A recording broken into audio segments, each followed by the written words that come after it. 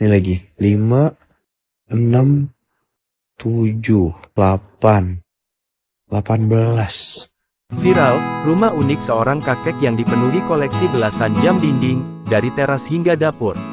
Tengah beredar video memperlihatkan uniknya rumah seorang kakek yang miliki belasan jam dinding terpasang viral di media sosial. Video tersebut viral usai diunggah oleh sang cucu di akun TikToknya yakni @hafizriyusuf dan hingga kini telah ditonton lebih dari 5 juta kali tayangan.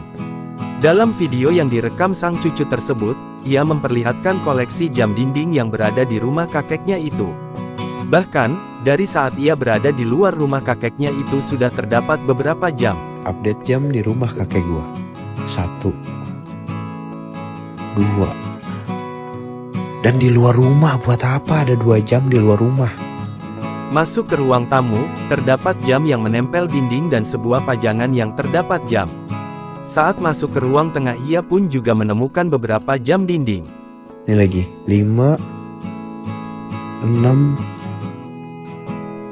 7,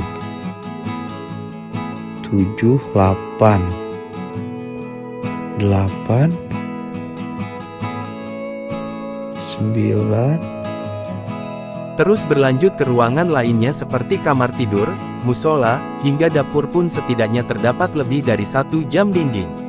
Udah lebih dari yang kemarin. 16, 17. Ini lagi nih terakhir. Di luar juga 18.